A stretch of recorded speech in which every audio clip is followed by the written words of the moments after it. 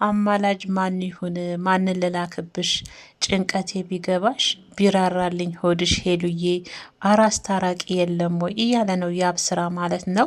ሰላም ጤና ይስጥልን ውድ የተከበራችሁ የኔ ቅመሞች የሄሉዬ አድናቂዎች ወዳጆች ማለት ነው።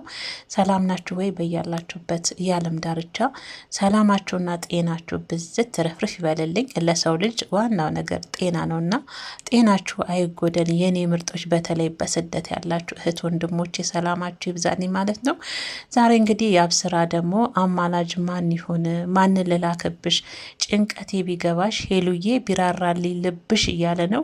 አራስ ታራቂ የለም ወይ እያለ ነው። እና በዚህ አጋጣሚ ማለት ነው የወንዶች ባህሪ ግርም ነው የሚለኝ፣ የእውነት ግርም ነው የሚለኝ። ምክንያቱም እነሱ የሆነ ስህተት በተለይ አንዳንድ ወንዶች ማለት ነው ልክ እንደ ያብ ስራ ከላይ ከላይ ያፈቀሩ ውስጥ ገብተው ያላፈቀሩ ሲገፏቸው መከራ ሲይዟቸው መከራ በቃ የማይጨበጡ የማይያዙ ናቸውና ገፍቷቸው ደግሞ ቆርጣችሁ ቁጭ ስትሉ ያንን ቁስላችሁን አክማችሁ ቁጭ ስትሉ ደግሞ ተመልሰው ይመጡና ያንን የቆሰለውን ቁስላችሁን ለመነካካት ይፈልጋሉና ያብ ስራን አሁን እንግዲህ ሳየው አማላጅ ማን ይሁን ማን ልላክብሽ ሄሉ የጭንቀቴ ቢገባሽ ቢራራልኝ ልብሽ ይላል።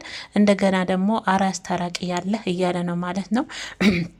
እኛ ቅመሞች አናስታርቅም። እኛ ሄሉን አጠፋሽ ብለን ብዙ ብለናታል፣ ብዙ ተናግረናል።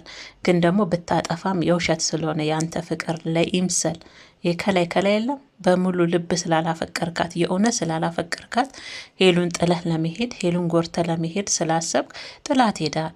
አሁን ደግሞ የምን ያዙ ይንቀቁኝ ነው? የምን ያዙ ይንቀቁኝ ነው? አማላጅ ማን ይሁን ማን ልላክብሽ ማንም አይሄድም። ምክንያቱም ሄሉ የተጎዳች ልጅ ናት። ከዚህ በኋላ እኛ ራሱ የእውነት አንፈቅድም። እየመጣችሁ እየጎዳችኋት ትሄዳላችሁ።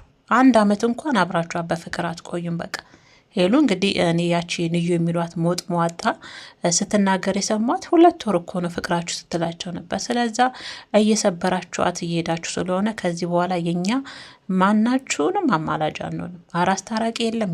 ላስመሳይ ወንድ አስታራቂ የለም። ለሚያስመስል ወንድ፣ ለውሸታም ወንድ የሴትን ልብ በቀላል ጎርቶ መሄድ የሚችል ሄሉ እንደለመነችክ እንደው ያጠፋችሁ በዛ ልክ የሚያስለምን የሚያስለቅስ አልነበረም። ግን ቢገባህ ኖሮ ያ የእውነት እንደ ሄሉ አይነት አፍቃሪ አታገኝም ነበር። የእውነቴን ነው።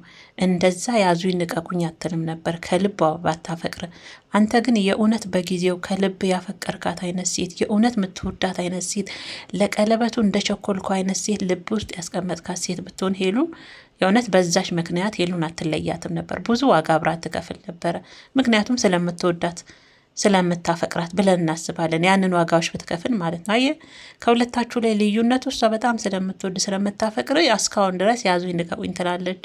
አንተን ካላገኘሁ ሞቼ እገኛለሁ፣ ያብን የእውነት አፈቅረዋለሁ፣ የእውነት ወደዋለሁ ትላለች።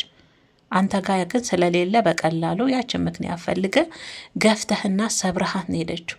ታዲያ እንደዚች ያለችን ልጅ እንደዚች ልቧ የተሰበረ ልጅ አማላጅ በትልክ እንኳን እሺ የምትን ይመስላል። ምናልባት ስለምትወድ ስለምታፈቅር አናቅም።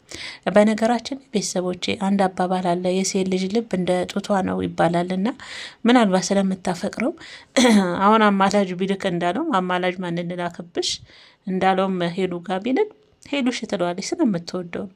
ግን ድጋሜ ደግሞ እንድትሰብራት መፍቀድ አለባት ብዬ አላስብም።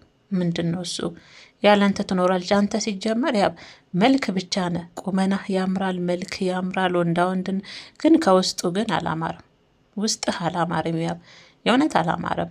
እና ለማንኛውም ያብ ስራ ማለት ነው አማላጅ ማን ይሁን ማንን ልላክብሽ ጭንቀቴ ቢገባሽ ቢራራልኝ ልብሽ አራስ ታራቂ የለም ወይ በሚል ነው። እንግዲህ ደግሞ በተገላቢጦሽ እሱ ሆናለው ማለቃቀስ ይዟል።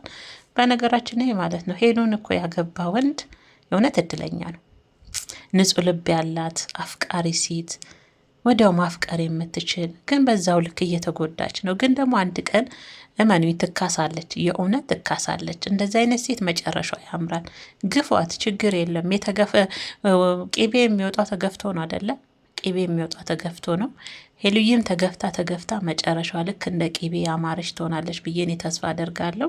ግን ታሳዝነኛለች። ለምን እንደሆነ ቤተሰቦች ያላቅም እግዚአብሔርን ሄሉ እኔ ዩቱብ ላይ ካዩዋቸው ዩቱበሮች በጣም ሄሉ አንጀቴን ትበላኛለች። በቃ ቶሎ ነው የምትቀርበው፣ ቶሎ ነው የምታምነው፣ ቶሎ ነው ልቧ የምትሰጣቸው። በዛው ልክ ግን እንደዛው ሰብረዋት ሄዳሉ። ግን የሚገርማችሁ ነገር ደግሞ በዛው ልክ ተመልሰው እጇ ላይ ይወርቃሉ። ልክ እንዳሁን ያብ ስራው እንደሚለው እንዳልክ እንዳለው በዛው እጅ አዙር ይመጡና ዳይመንድ ነበረች እኮ በእጅ ያዙት ወርቅ እያሉ መልሰው ሄሉ እግር ላይ ለመውደቅ